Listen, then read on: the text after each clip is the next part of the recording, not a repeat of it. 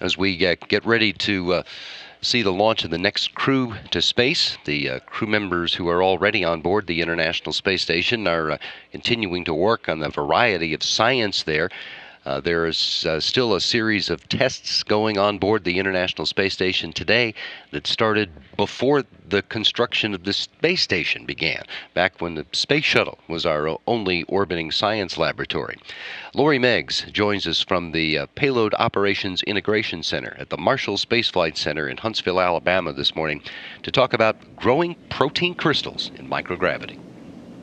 That's right. That very subject, protein crystal growth, is proving useful in the design of new pharmaceuticals, specifically a drug to prevent Duchenne's muscular dystrophy. That's where there is a defective gene for proteins in the muscles. I had the opportunity to speak with the lead investigator for this project at the Osaka Biotechnology Institute in Japan.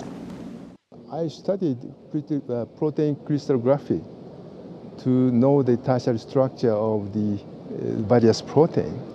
And also now we try to make a good drug used for the prevention of the muscle loss of the Duchenne's muscular dystrophy.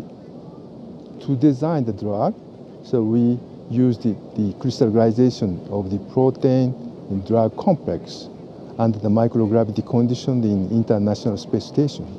Why did you want to study protein crystal growth at first? Yeah, the original idea is just several researchers proposed that the microgravity is very effective to prepare the very ordered structures of the high quality crystal. But we are not sure. Then the one day is the JAXA, previously named NASDA of the Japanese Space Agency, give us a chance to participate in the Space Shuttle project to check the crystal quality growing the microgravity condition of Space Shuttle. That is our starting point.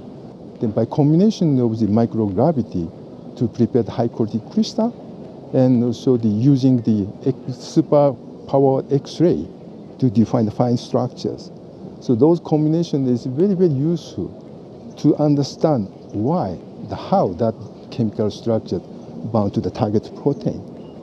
That completely the fine structure of the target cavity, we can design much more better structured drug.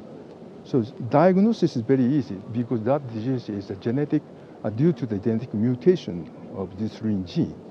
Therefore, the diagnosis is very easy by genetic diagnosis, but no therapy at all, nothing to do. And year by year, the muscle was weakened. And also end of the junior school, they have to use wheeling chairs. Once they start to use the wheeling chairs, muscle was much more weakened rapidly. And until the 20 years old, they have to use artificial aspiration machine. Then, okay, they can maintain the life 20 years more. But finally, respiration is very difficult. Most boys will die by the respiration failure or the heart failures.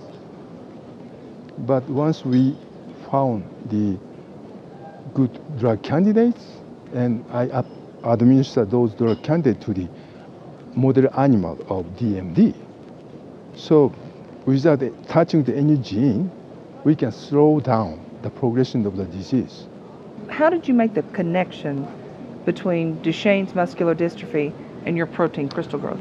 It was really the suddenly accidental finding. Almost 10 years ago, one Dr. co-student of the Department of Pediatrics of the neighboring university visited my office, and he found that is the normal histological studies. He found our enzyme is also upregulated in the damaged smooth muscle of the patient with Duchenne's muscular dystrophy. So until that time, I did not know anything about the DMD.